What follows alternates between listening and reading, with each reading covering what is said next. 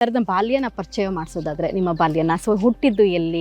ನಾನು ಹುಟ್ಟಿದ್ದು ಕೆರೂರು ಅಂತ ಒಂದು ಈಗೇನು ಪಟ್ಟಣ ಇದೆ, ಬದಾಮಿ ತಾಲೂಕು ಕೆರೂರು. ಅಲ್ಲಿ ಹುಟ್ಟಿದ್ದು ನಾನು.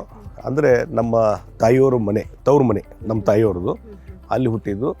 ನಮ್ಮ ತಂದೆಯವರು ಎಸ್ ಎಸ್ ಶೆಟ್ಟರು, ಅವರು ಅಡ್ವೊಕೇಟ್ ಇದ್ದರು.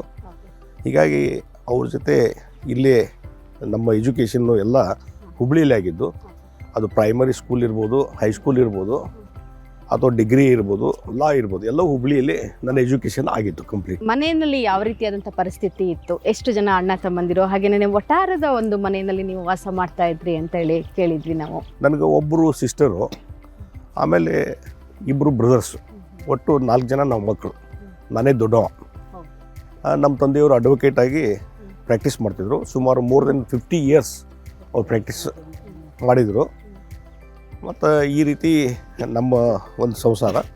ಕಾಲೇಜ್ ಡೇಸ್ನಲ್ಲಿ ನಿಮ್ಮ ನಾಟಕದ ಒಂದು ಆಸಕ್ತಿಯ ಬಗ್ಗೆ? ಡಾಕ್ಟರ್ ಚಂದ್ರಶೇಖರ್ ಪಾಟೀಲ್ ಅವರ ಬರೆದಂಥ ಗುರ್ತಿನವರು ಅನ್ನುವಂಥ ನಾಟಕ, ಮತ್ತು ಇನ್ನೊಂದು ಕೊಡೆಗಳು, ಈ ನಾಟಕಗಳನ್ನು ನಾನು ಪಾತ್ರ ಮಾಡಿದ್ದೆ ಕಾಮರ್ಸ್ ಕಾಲೇಜಿನಲ್ಲಿ.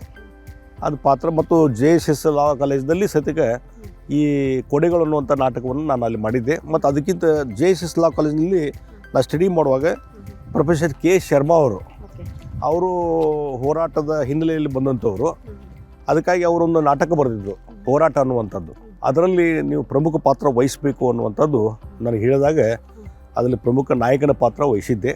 ಹೀಗಾಗಿ ನಾಟಕಗಳಲ್ಲಿ, ಮಿಮಿಕ್ರಿಗಳಲ್ಲಿ, ಪುಸ್ತಕ ಓದ್ತಿರ್ತಾರೆ, ಮನೇಲಿ ಓದ್ಕೊಂತಿದ್ದವನ ಹಾಗೇ ಕಾಲೇಜಿಗೆ ಹೋಗ್ಬಿಡ್ತಾನೆ, ಪ್ಯಾಂಟ್ ಹಾಕ್ಕೊಂಡಿರೋದಿಲ್ಲ. ಕಾಲೇಜಿಗೆ ಹೋದ್ಮೇಲೆ ಅಲ್ಲಿ ನೆನಪಾಗ್ತದೆ. ಅಲ್ಲಿ ಎಲ್ಲ ವಿದ್ಯಾರ್ಥಿಗಳು ನಗ್ಲಿಕ್ಕೆ ಚಾಲು ಮಾಡ್ತಾನೆ, ಆವಾಗ ಅದನ್ನು ಗಮನಕ್ಕೆ ಬರ್ತದೆ.